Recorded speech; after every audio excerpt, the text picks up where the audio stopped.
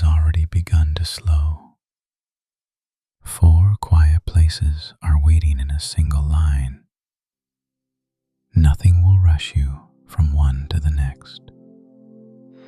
The hours can blur without effort. This is one long stretch of calm. The spaces will change, but the pace will not. And the night will keep carrying you forward. The telescope roof shines above the desert hotel. Silver panels catch the moon. Sand lies quiet around the walls. Warm windows face the empty basin. The building feels low and careful. Stone, timber, and glass meet softly. Every corner protects light from wind. A gravel path leads to the entrance.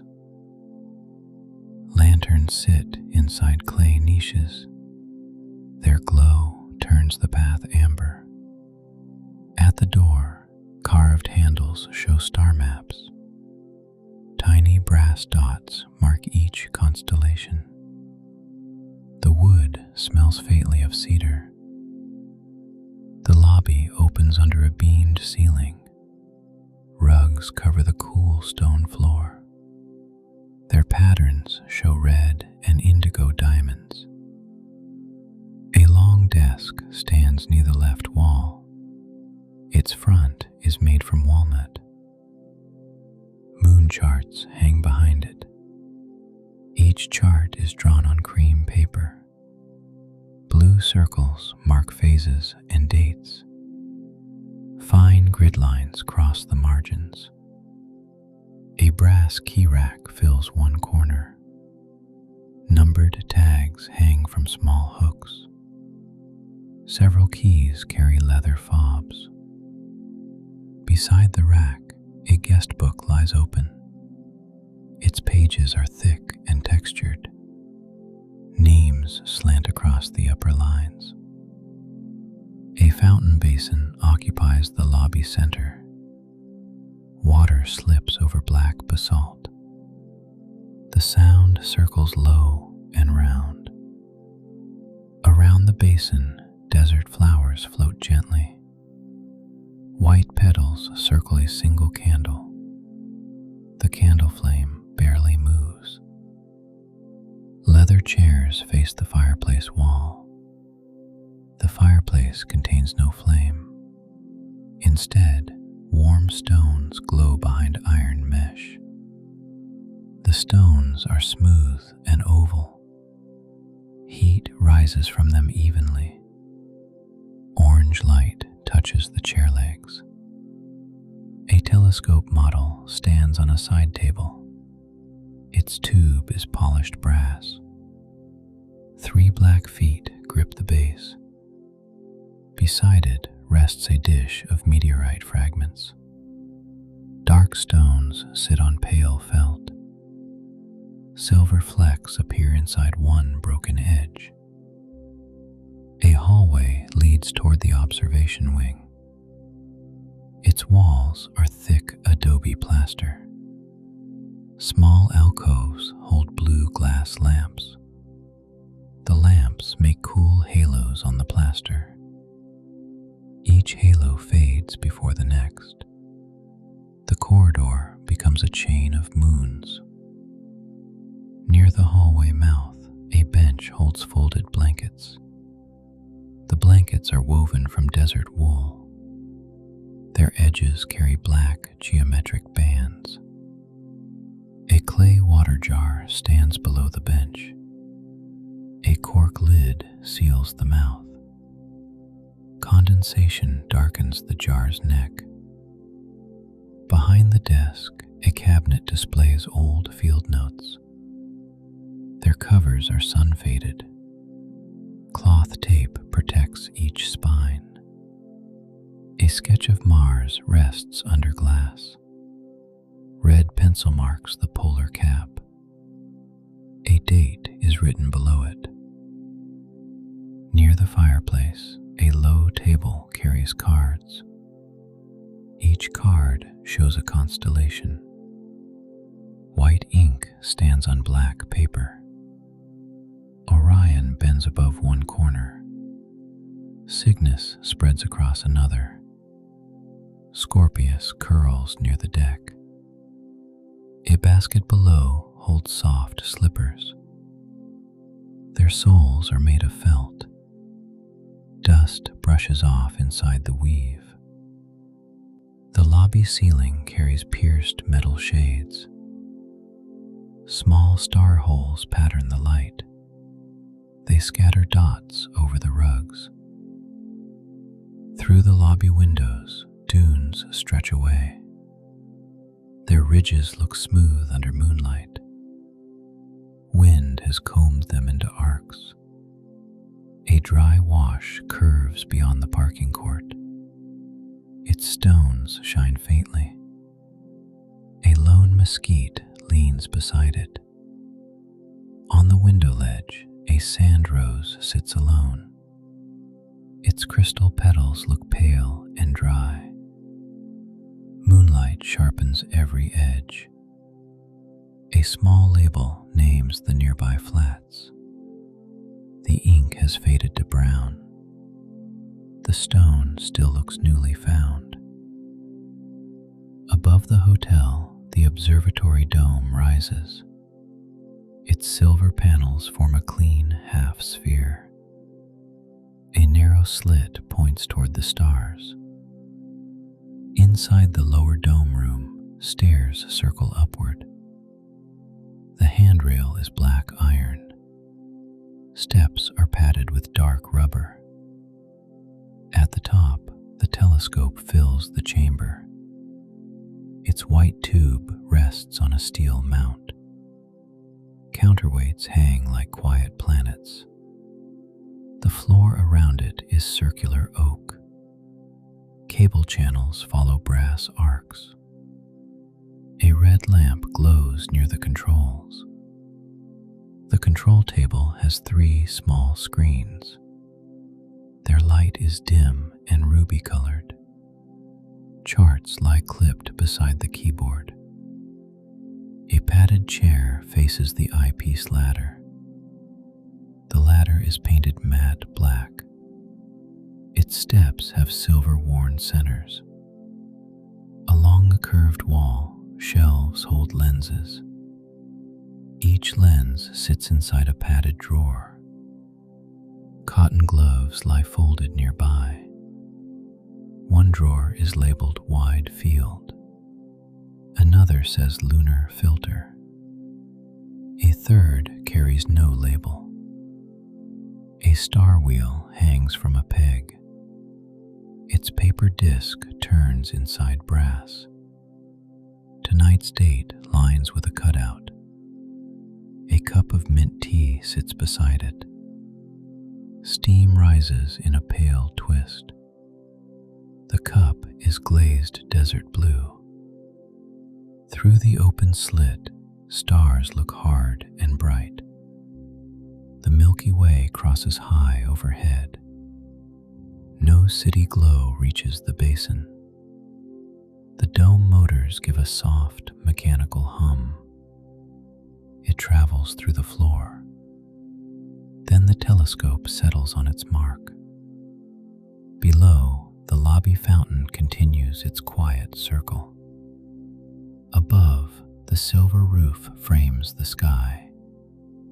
The desert hotel breathes between them. One faint wind touches the outer panels. Sand whispers along the foundation. Inside, the red lamps continue gently. The east wing faces the meteor courtyard. Glass doors open onto pale gravel. Planters hold silver desert grass. The air smells of dust and sage. This side of the hotel is quieter. Guest rooms sit behind thick walls. Lantern light spreads through carved screens. The corridor floor is cool limestone. Star inlays mark each doorway. Their points are made from blue tile. Room numbers are etched into bronze plates. Each plate shows a tiny moon. Some moons are crescent-shaped. A woven runner follows the hallway center. Its red pattern breaks into diamonds. Soft fringe touches the floor edges. Between the rooms, alcoves hold desert stones. One stone is striped with cream bands. Another carries tiny black crystals. A third stone looks like frozen smoke. Its label says Chalcedony. The letters are written by hand. Halfway down, a reading lounge opens. Low shelves circle the plaster walls. Their books face inward toward carpets. The lounge ceiling is painted deep blue. Gold dots form winter constellations. A small comet crosses one corner. Armchairs gather near a round table. Their leather is dark and smooth. Stitched seams shine under lamp glow. On the table, a star atlas lies open. Its pages show the southern sky. A silk ribbon marks one map. The ribbon is orange and narrow. It points toward a cluster drawing. Tiny stars crowd the printed circle. A floor lamp bends over the atlas. Its shade is punched with pinholes. Little dots fall across the page. Beside the atlas, a notebook lies closed. The cover is black cloth. A silver pencil rests across it. The pencil has a blue eraser. Its point is sharp. A tiny curl of graphite dust sits there. The lounge windows overlook the courtyard. At the center, a meteorite sits on stone. It is dark, dense, and pitted. A low fence circles the meteorite. Bronze plaques explain the fall. One plaque shows a sketched fire trail. Around the courtyard, white gravel forms rings. The rings spread from the central stone. They look like ripples in sand. Beyond the courtyard, the desert basin widens. Dunes lie under high stars. A dry wind moves over them. Back inside, a side door leads to the lens room. Its handle is wrapped in black leather. Red light shines below the frame. The lens room is narrow and clean. Cabinets line both sides. Each cabinet has sliding glass doors. Inside, eyepieces rest in foam circles. Silver barrels face upward. Rubber caps cover the glass. A label names each magnification. The smallest lens looks almost delicate. The largest has a heavy black ring. On the workbench, microfiber cloths sit folded. A blower bulb lies beside them. Its red rubber surface looks matte. A brush rests in a clear tube. Its hairs are pale and soft. Dust cannot gather here for long. A small sink occupies the back corner. Its faucet is brushed steel. A towel hangs from a wooden peg. Above the sink, instructions are framed. Clean glass only under red light. Return filters to numbered trays. Filter trays fill the lower shelf. Blue, green, amber, deep red. Each filter rests inside black velvet. Some show faint fingerprints near the edge. Others look untouched and cold.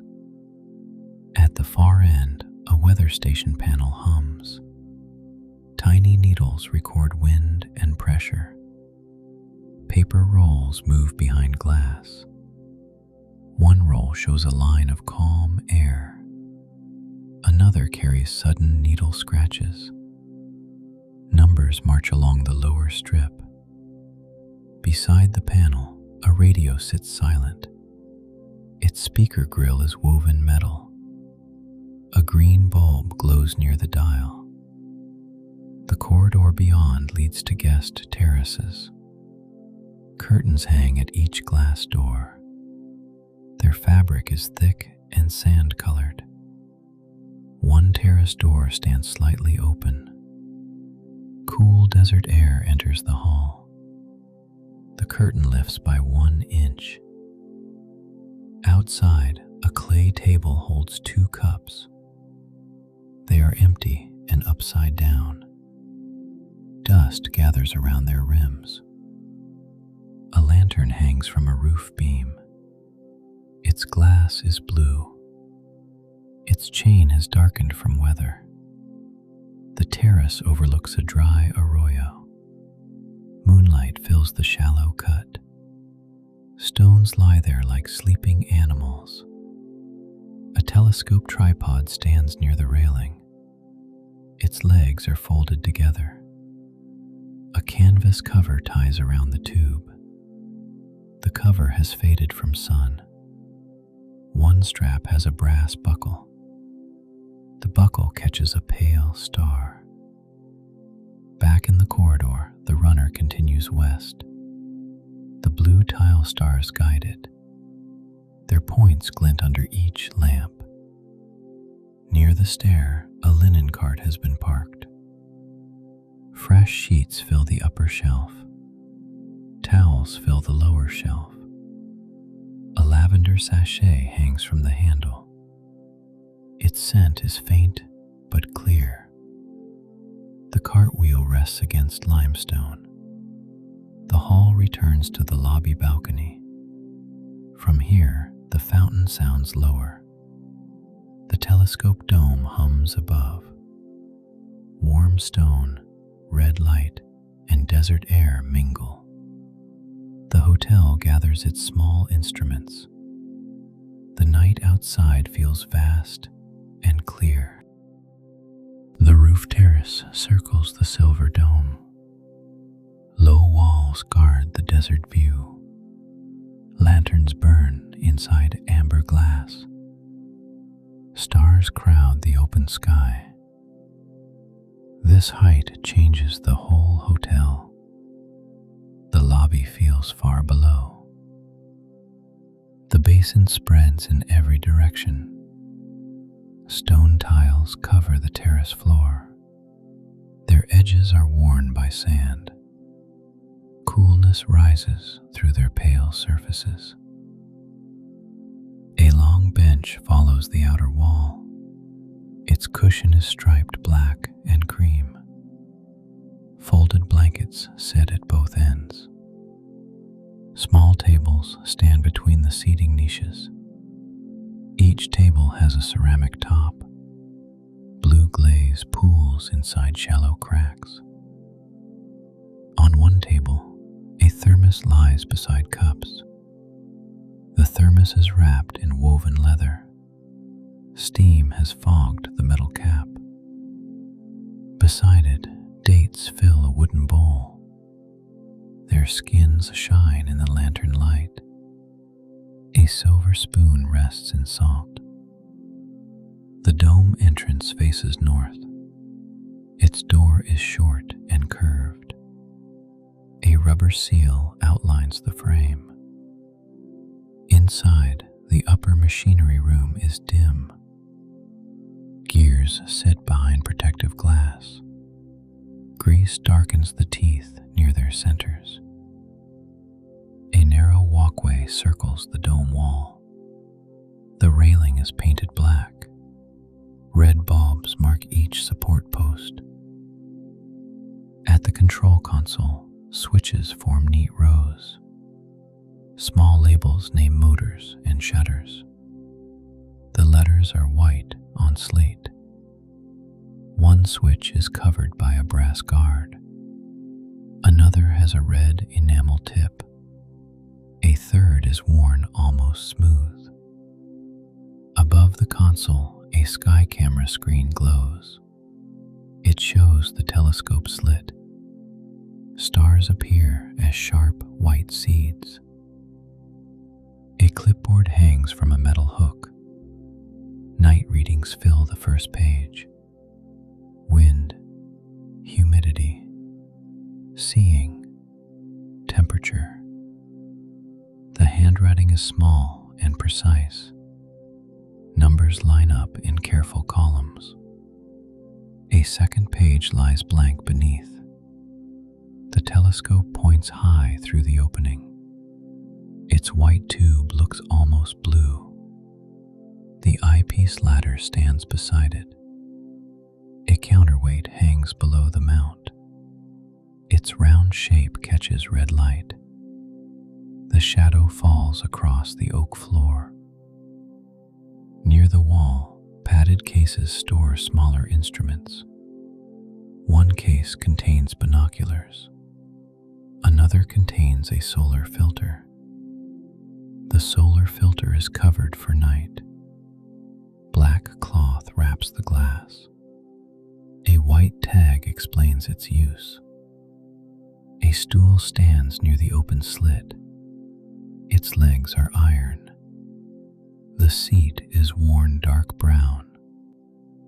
Through the slit, desert air enters quietly. It smells of dry stone. The dome metal cools beneath it. Outside again, the terrace bends toward the south side. Here the wind is softer. Walls rise higher near the corner. A row of planters lines this sheltered edge. Night-blooming flowers open above gravel. Their white petals glow without glare. A moth visits one flower. Its wings beat so quickly. Only a blur touches the petal. Then it lifts toward the lantern. The lantern glass turns it gold. It circles once and drifts away. Below the terrace, the courtyard meteorite looks smaller. Its fence becomes a dark ring. Gravel paths form quiet geometry. Farther out, the arroyo cuts the sand. Moonlight gathers along one bank. The opposite bank dissolves into gray. A covered stair leads down to the pool court. The pool is narrow and still. Black tile lines its floor. The water reflects the telescope dome. The silver curve trembles there.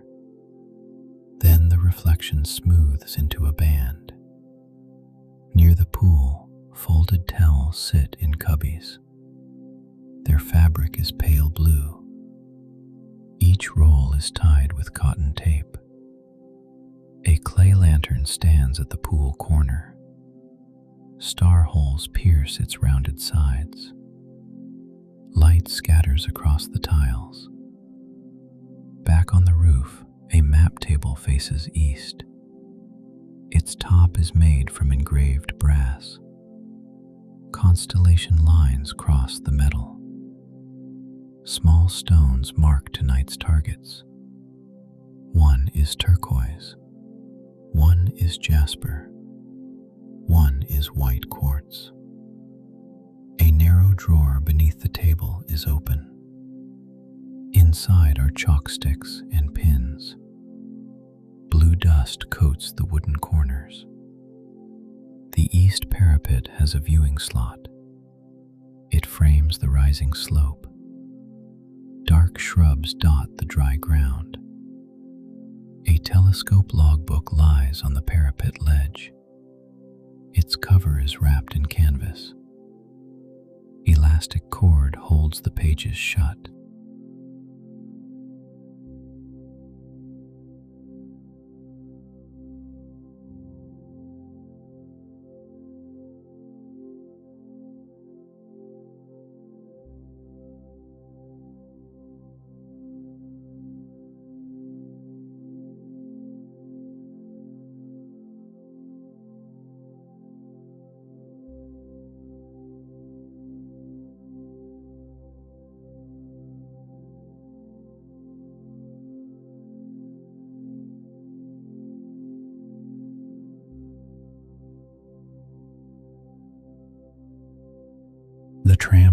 sun glows inside the greenhouse. Glass roofs arch over sleeping palms. Rails shine between beds of moss. Warm rain ticks on the panes. The garden is close to footsteps now. Only the little tram has power. Its cabin smells of varnished wood. A brass handle gleams beside the door. The door is folded open. Green light enters across the floorboards. Inside, the seats are narrow and curved. Cane panels cover their backs. Blue cushions soften the polished benches. A row of lanterns hangs from the ceiling. Each one has amber-ribbed glass. Their glow pools on brass trim. The driver cabin is empty and tidy. A round speed dial faces the rails. Its needle rests near 0. Beside it, a route card names the houses: Palm Hall, Fern Tunnel, Orchid Court, Water Garden. The tram begins near the winter entrance. Stone planters stand on both sides. Their ferns spill over carved rims. The rails pass under an iron arch. Its black frame carries climbing vines. Small leaves catch the lantern light. Above the arch, glass panes bead with rain. Droplets gather along the metal ribs. Some slide down in silver lines. The first hall opens around the tram. Palms rise into a green canopy. Their fronds overlap like sleeping fans. The floor below is brick and damp. Thin moss fills the gaps. Reflections gleam under the rails. A large banana leaf bends near the window. Its surface is torn in 3 places. Each tear has a bright edge. Beside it, a sign names a distant island. The letters are painted cream. The post is wrapped in wet vine. A shallow stream follows the track. Its water moves over dark pebbles. Tiny lamps shine beneath the bridge. The tram crosses that bridge slowly. Wooden planks darken under the wheels. The sound is soft and hollow. On the left, a pond holds floating leaves. Their round surfaces collect warm rain. One leaf carries a single pink petal. The petal turns with the water. Then it touches the stone edge. The pond closes around its reflection. A bronze frog sculpture crouches nearby. Water slips from its open mouth. The stream below catches each thread. Past the pond, the air grows warmer. Moist heat settles on every brass rail. The windows cloud at their corners. A ceiling fan turns above the palms. Its blades move through damp air. The motion barely shakes the leaves. On a service shelf, watering cans stand together. Their long spouts point toward the path. Green paint flakes near the handles. A stack of clay pots sits below them. Some are new and pale. Others carry dark mineral rings. A coil of hose lies beside the pots. Water beads along its rubber skin. Its brass nozzle faces the brick. The tram lanterns brighten the next bend. Red flowers hang from wire baskets. Their petals look waxy in the heat. White tags identify each hanging plant. Some ink has blurred from moisture. Thread ties ties the tags to stems. The glass wall on the right shows darkness outside. Rain draws lines over the panes. City lights break into soft dots. Inside, the tropical beds stay bright. Ginger leaves rise around black soil. Bromeliads hold small pools at their centers. The pools reflect amber lamps. One reflection trembles under a droplet. Then the leaf surface grows smooth. High above, a maintenance balcony crosses the hall. Its iron grate shows tiny rust flowers. A rolled canvas screen hangs beside it. The screen filters noon sun in summer. Tonight it is tied with rope. The rope casts loops on glass. Below the balcony, a plaque marks opening year. Copper letters have darkened to brown. Rainwater shines inside each groove. A small cart stands near the plaque. It carries bags of orchid bark. Cedar chips scent the humid corner. At the end of Palm Hall, rails divide. One track curves toward Fern Tunnel. The other disappears behind closed shutters. A lever beside the track is locked. Its red handle points to the tunnel. A brass plate reads Night Route. The tram follows the chosen rail. Leaves brush the cabin roof once. Soft green shadows cross the seats. The tunnel ahead is lower and darker. Ferns lean over both rails. Their fronds make lace against the lamps. At the entrance, a thermometer hangs from tile. Its red column stops at warm. Condensation covers the lower numbers. Nearby, a wooden bench faces the track. A folded garden coat lies across it. Mud has dried along one sleeve. Above the bench, pruning shears hang from pegs. Their handles are wrapped in twine. A cloth bag holds plant labels. The tram nose enters Fern Tunnel. Lantern light spreads over green layers. Every frond points toward hidden water. A fine mist rises from the floor grates. It curls around the wheels. Then it thins beneath the seats. The cabin glass turns pearl at the edges. The rails continue in twin, dark lines. The garden draws the tram farther inward. Fern Tunnel wraps the tram in green. The rails vanish under fine mist. Lanterns shine through layered fronds. Water murmurs beneath the floor. This passage belongs to small details. Leaves overlap in quiet patterns.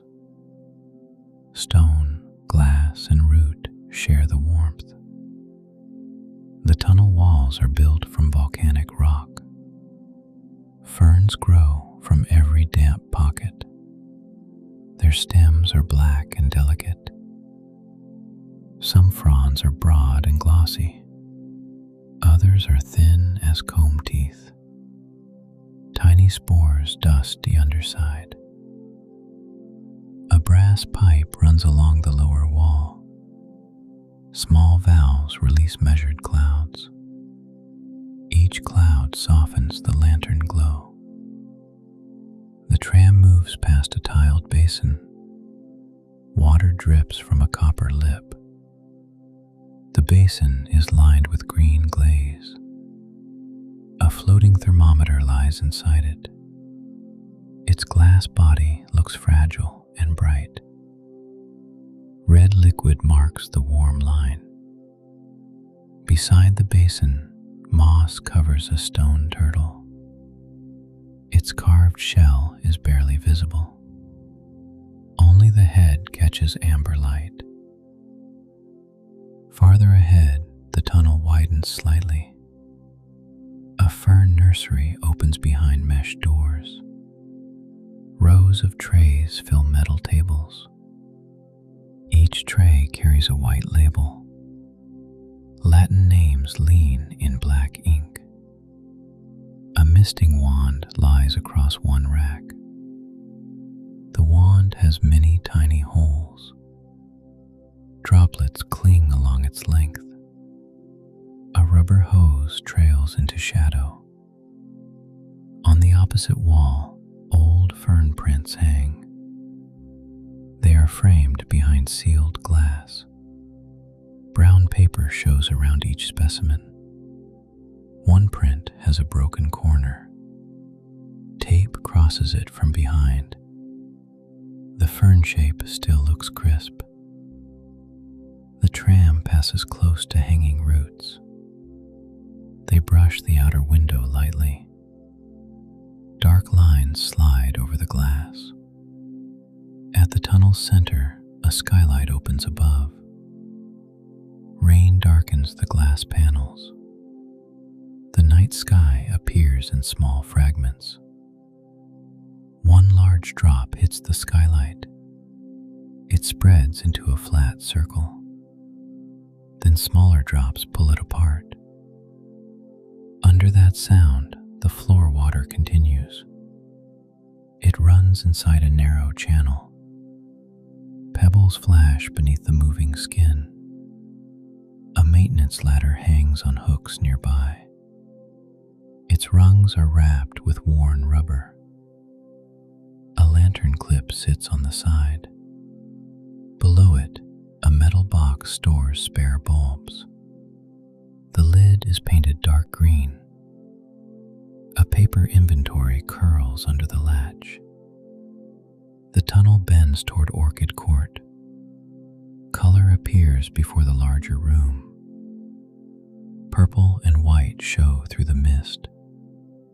The first orchid hangs in a clay basket. Its petals are pale as milk. A yellow throat brightens the center. The next basket carries spotted flowers. Tiny burgundy marks cover each petal.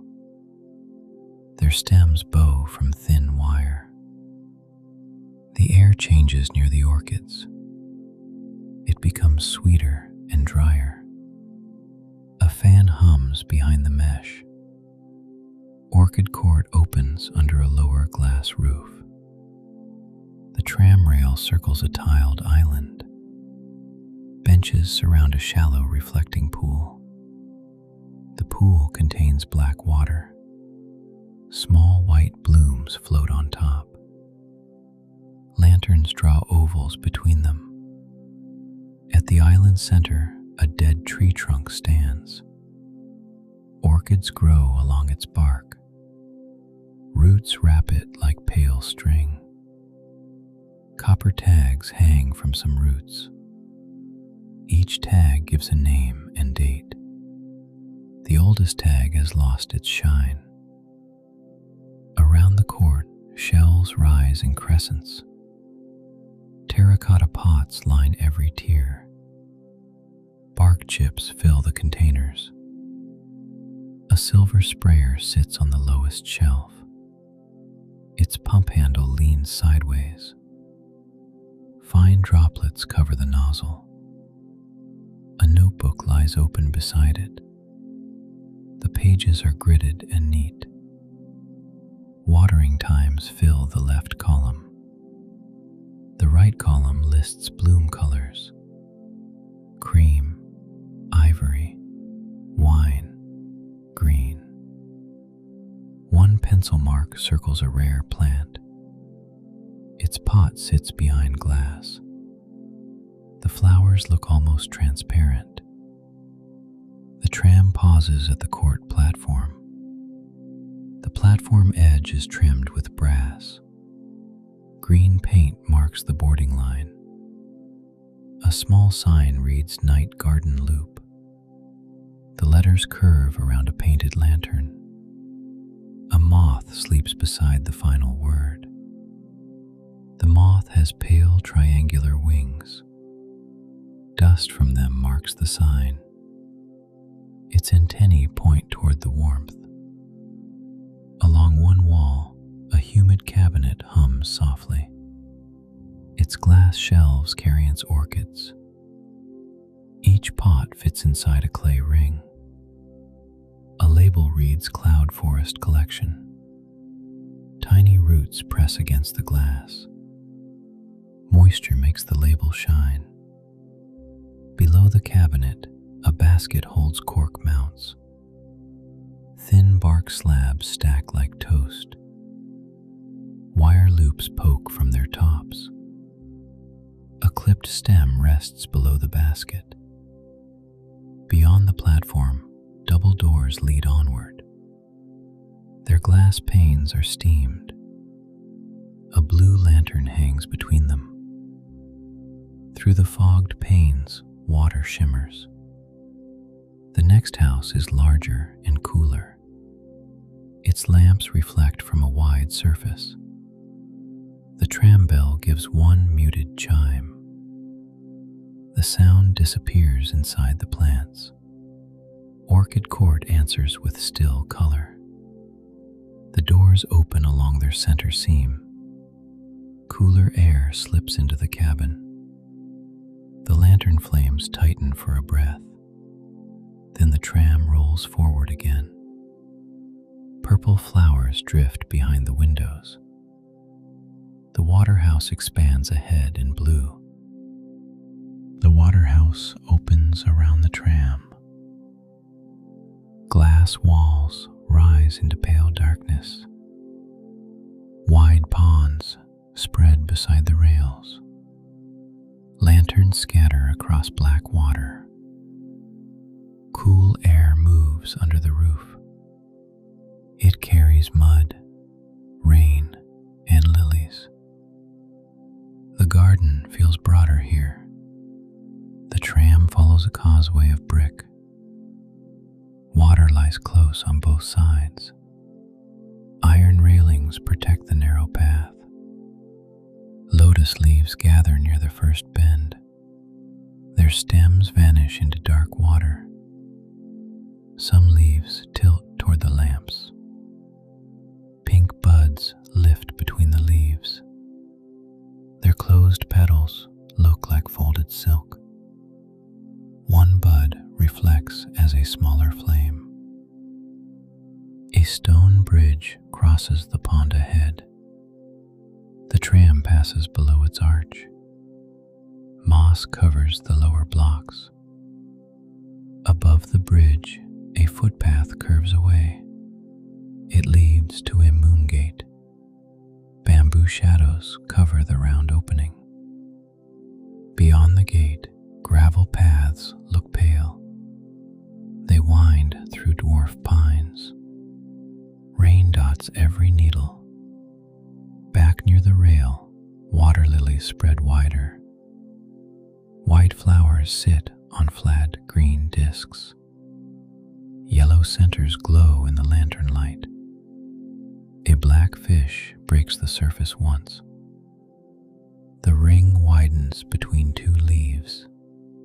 Then the pond smooths over again. The rail turns beside a fountain bed.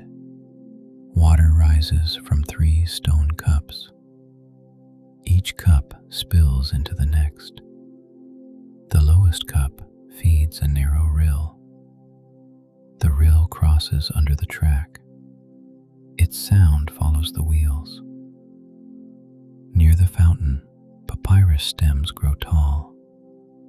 Their tops spread like green fireworks. Droplets sparkle along each thread. A bench rests under a glass awning. The wood has darkened from damp air. A wool blanket lies folded there. Beside it, a brass sign names tropical water plants. The sign is shaped like a shield. Vines frame the lower edge. The next section becomes almost blue. Hidden lamps shine from under the pond. Water sends wavering lines across the roof. Those lines travel over glass and iron. They pass across hanging baskets. Then they break on fern shadows. The tram cabin fills with shifting color. Blue crosses the floorboards. Gold pools near the lanterns. At the far corner, a tea pavilion sits indoors. Its roof is made from dark cedar. Paper panels face the pond. The panels are closed but translucent. Warm light shows through them. A low table silhouette appears inside. On the pavilion step, slippers sit in pairs. Their cloth tops are pale gray. The soles face the pond. A ceramic jar stands beside the step. It contains umbrellas with bamboo handles. Rainwater beads along their paper skins. Past the pavilion, the rail enters cactus glass. The air turns dry within a few yards. Sand replaces brick beside the track. Round cacti stand in raised beds. Their spines catch points of lamplight. White stones cover the soil. A tall cactus leans toward the pane. Its ribs cast long, blue shadows. Tiny buds cluster near the top. The tram moves slowly through this dry room. Warmth changes into mineral stillness. Rain sounds distant behind glass. A shelf displays desert minerals nearby. Rose quartz, white gypsum, black obsidian, green malachite. Each stone sits under a small label. The labels are printed in brown ink. A magnifier hangs from a chain. Beyond the cactus room, the rail rejoins water. Humidity returns across the windows. The cabin glass clouds again. At the garden's edge, a glass case displays insects. Pinned wings shimmer beneath low lamps. Names appear on tiny cream labels. A blue morpho spreads like polished sky. A green beetle shines like enamel. A moth shows two perfect moons. Below the case, seed trays begin new growth. Tiny shoots push through black soil. Clear lids hold beads of water. A note card gives planting dates. The ink is neat and dark. One corner curls from the damp.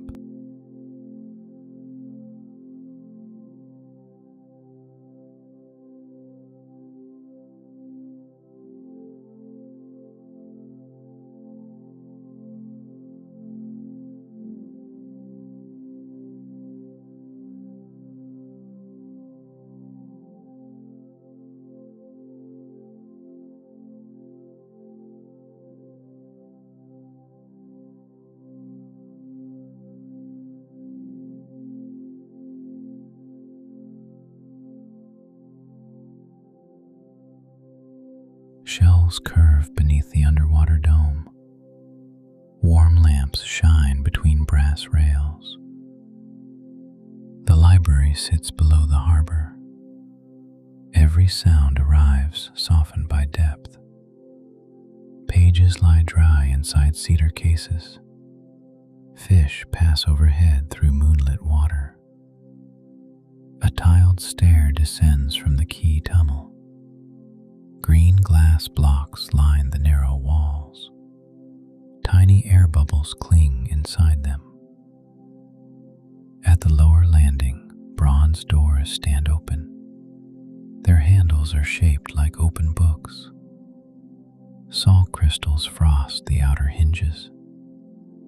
The reading hall begins beyond the threshold. Its floor is dark polished terrazzo. Shell fragments sparkle inside the stone.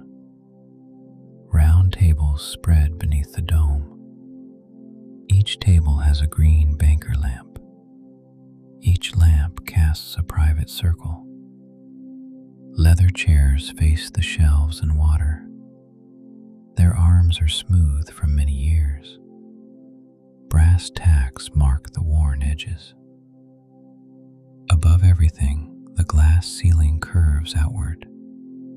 Harbor water presses against thick panels. Moonlight breaks into wavering blue bands. A silver fish crosses the nearest pane. Its body bends with the water. Then it vanishes behind a pillar. The dome ribs are made of bronze. Each rib meets at a central ring. Tiny screws dot the inner plates. Condensation gathers along the lower frame. It beads, lengthens, and falls silently. A copper gutter catches every drop. Behind the tables, shelves climb in tiers. Oak ladders roll along narrow tracks. Their wheels have rubber rims. The nearest ladder leans at a shallow angle. A red ribbon marks the third shelf. Several volumes show pale linen spines. Small plaques label each section. Tides, ship bells, fog routes, deep currents. A globe stands near the central table. Its oceans are painted black. Its continents glow with dull gold. The globe's axis is slightly tilted. One brass meridian reflects the lamps. A scratch crosses the southern sea. On the table beside it, maps lie flat. Glass weights guard the corners. Blue pencil marks trace old channels. A magnifying lens sits near one map. Its handle is carved from ebony. The lens enlarges a tiny island. Beside the lens, a dish contains coral sand. The grains are pink and white. One dark shell fragment sits on top. Farther along, a catalog desk faces the entrance. Its drawers carry ivory labels. Numbers run across them in black ink. One drawer has been pulled half open. Inside, cards line up in neat rows. Their edges show years of handling. A brass bell sits on the desk. Its wooden base is dark mahogany. The striker lies beside it. The bell has no shine at its rim. Only the dome light touches its curve. The rest turns soft brown. Behind the desk, a wall clock ticks faintly. Its hands are shaped like anchors. The face is blue enamel. The minute hand points below 12. The hour hand leans toward 2. Time feels slow under glass. On the eastern side, reading alcoves face the water. Each alcove has a curved window. Padded benches fit below the panes. One bench carries a folded wool shawl. The shawl is gray with blue edging. A bookmark rests on the cushion. The bookmark is made of hammered silver. It marks a book about lighthouse lenses. The open page shows a cutaway drawing. Outside the alcove glass, seaweed drifts past. Long strands slide along the current. Their shadows cross the bench. A small crab climbs the outer frame. Its legs touch each bronze seam. Then it drops into the blue. Near the western shelves, a dumbwaiter shaft descends. The grill is polished nickel. A rope loop hangs beside it. The dumbwaiter carries books from upper storage. Its brass plate lists 3 floors: Quay level, dome hall, archive vault. Under the grill, a wooden cart stands ready. Its wheels are narrow and silent. 2 returned books lie in its tray. One cover is sea green. The other is dark red. Both carry salt-stained book plates. Near the entrance, a coat rail follows the wall. Oilskin coats hang in careful order. Their brass buttons show tiny green spots. A shallow tray sits below the rail. Water has dried into pale rings. One folded cap lies beside the tray. Above the tray, a framed notice explains pressure doors. The lettering is formal and small. A diagram shows 2 sealed chambers. The paper has yellowed behind glass. Its lower corner has lifted slightly. A pinhead of rust marks the frame. At the room's center, a floor compass points seaward. Its needle is made from dark inlay. North carries a small pearl dot. The compass does not guide anyone now. It simply divides the quiet floor. Blue light crosses it in slow strips. The air smells of paper and warm varnish. A trace of brine lingers underneath. The lamps add a faint metal heat. High in the dome, water darkens slightly. A boat crosses far above. Its shadow moves over the central tables. The lamps do not flicker. The maps do not shift. The submerged library breathes in blue silence. A final bubble slips along the glass. It finds the bronze ring overhead. Lower shelves bend around the map room. The glass dome fades behind cedar walls. Warmer lamps tint the brass labels. Blue water still moves above. This part of the library smells older. Ink, wax, linen, and dry glue mingle. The floor sounds softer under thick carpet. A narrow doorway leads into chart storage.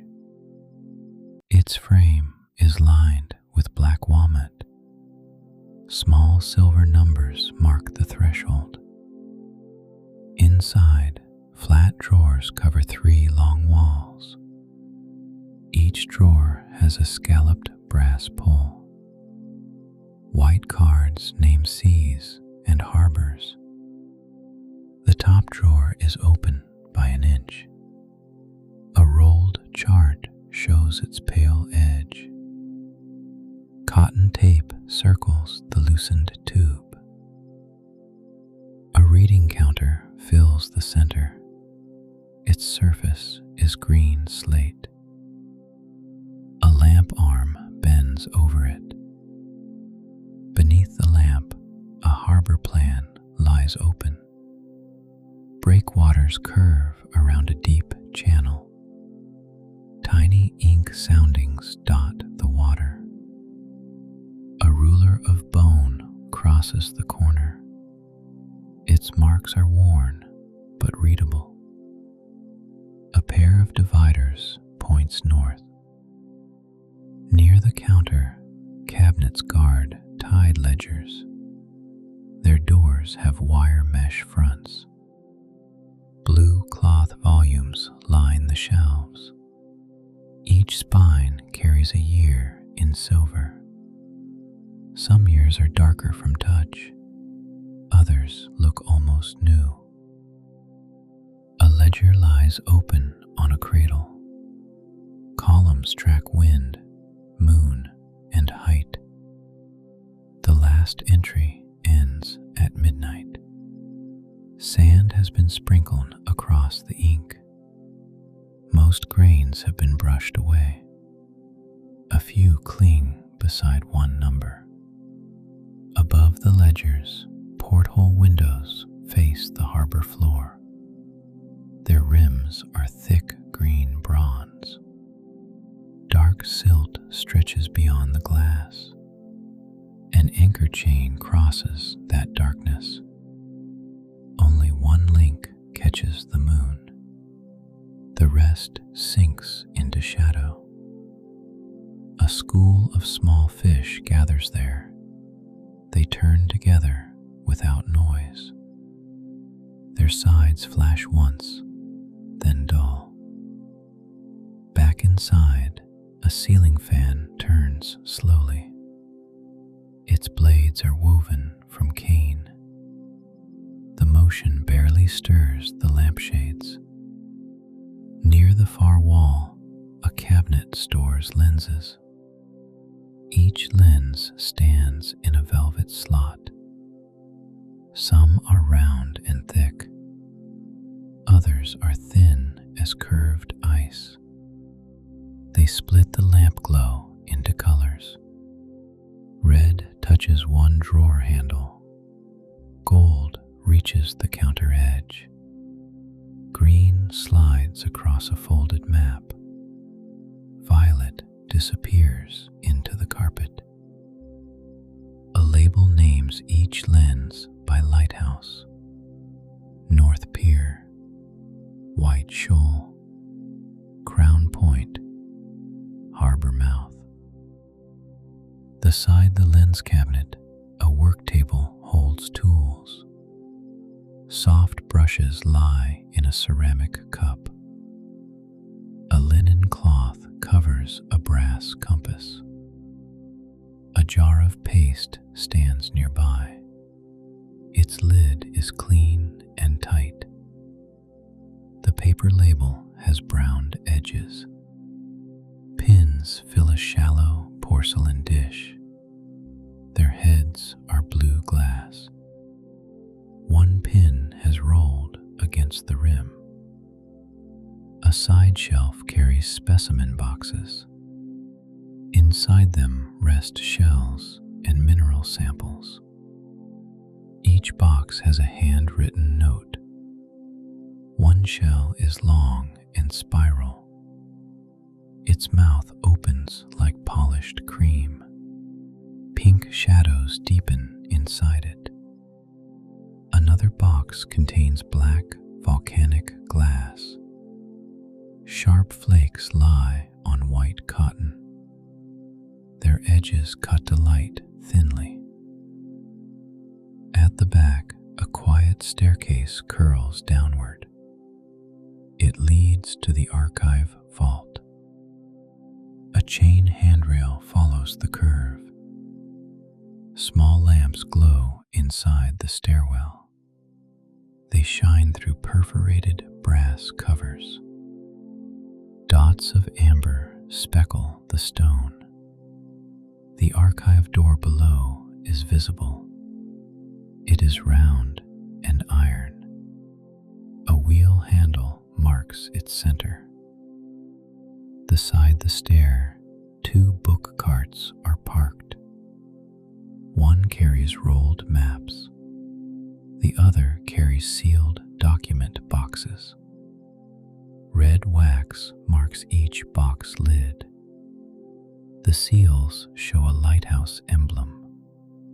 No seal has cracked. A soft hum comes from the dehumidifier cabinet.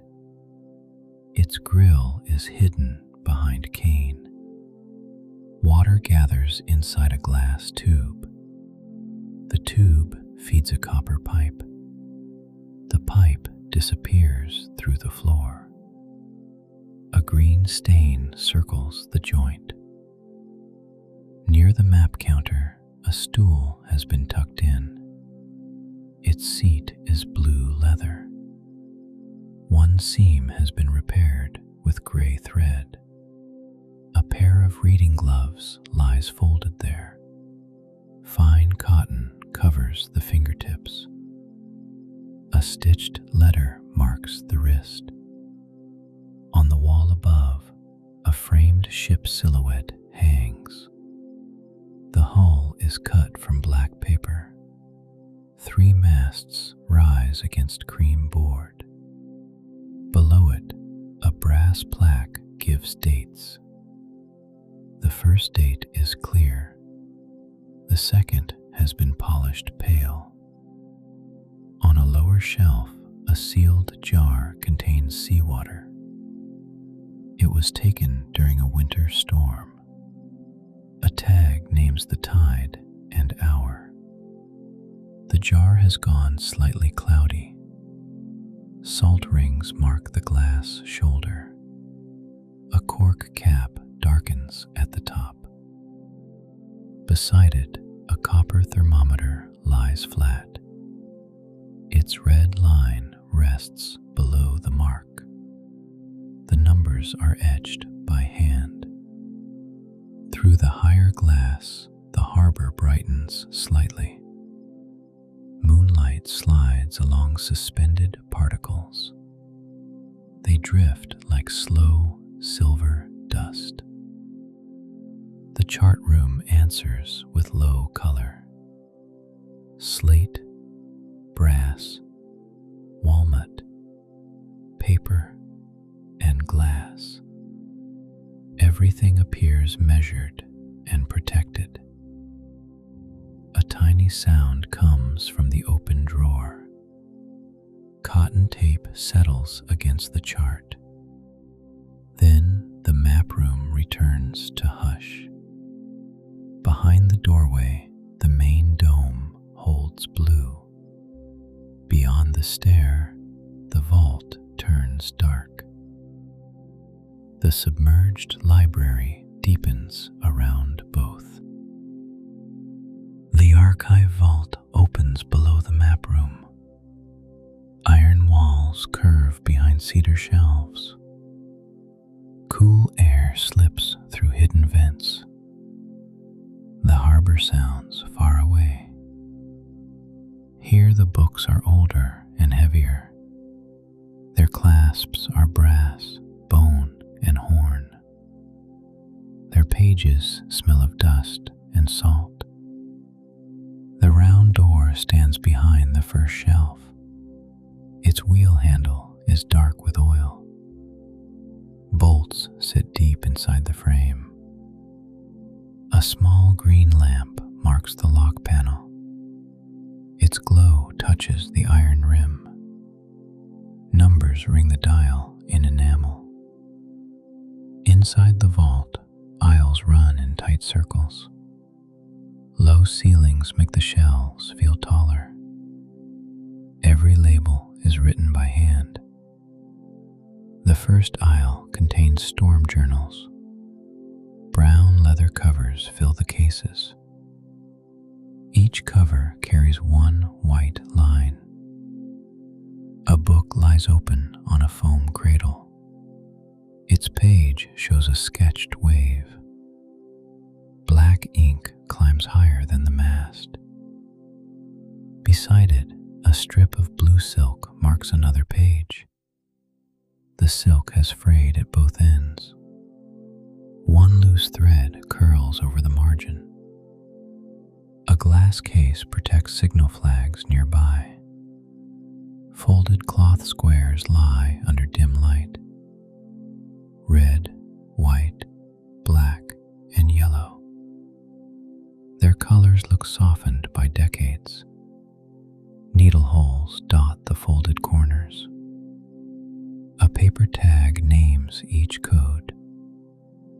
Across the aisle, a cabinet stores ship keys. Small brass tags hang from each hook.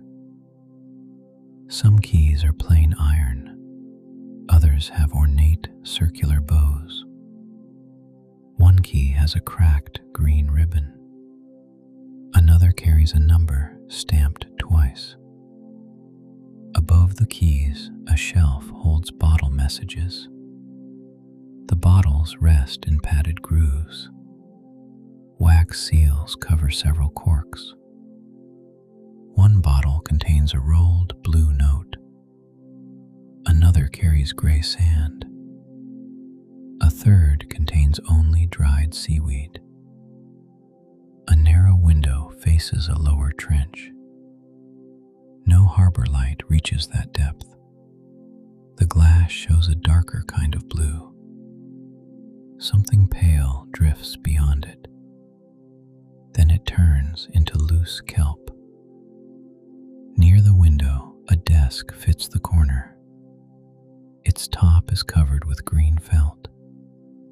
A steel magnifier stands on 3 legs. Under the magnifier, a stamp can be read. Port Library, received at low tide, filed by hand. The stamp pad sits in a tin case. Purple ink stains the hinge. The lid is opened by a finger. A ceramic cup holds 3 pencils. 2 are sharpened. 1 has a broken point. Beside them rests a blotter of thick paper. Its surface is marked with violet squares. No mark is recent. The rear alcove stores rare atlases upright. Each atlas has a chain through its cover. The chains attach to a brass rod. Their links are fine and quiet. They allow only one careful opening. The rod shines at the center. A ladder folds against the nearby shelf. Its hinges are blackened steel. Rubber feet touch the stone floor. Above the atlases, a row of lanterns hangs. They are not lit. Their glass chimneys look faintly green. The vault uses covered electric lamps. Their shades direct light downward. The ceiling turns almost black. At the center, a circular table supports an astrolabe. Its rings overlap in silent geometry. A small star pointer faces east. The metal has aged to warm brown. Silver markings survive along the rim. Tiny waves decorate the base. Next to the astrolabe, a tide calculator sits closed. Its wooden case has 2 brass latches. A paper wheel shows through the top. A handwritten note lies beside it. Check spring tide table. Use blue archive copy. The note is pinned under a shell weight. The shell is flat and pearly. Its edge has been chipped smooth. Farther down, another alcove holds photographs. They stand in shallow black drawers. White cotton tabs divide the years. One photograph shows the dome under construction. Divers surround the bronze ribs. Air hoses curve behind them. Another shows the first reading table. It had no scratches yet. The lamp was already green. A third shows winter ice over the harbor. Only the entry tower rises clear. Snow covers the keystones. The photographs seem quieter than the books. Silver light gathers in their dark corners. Faces blur softly at the edges.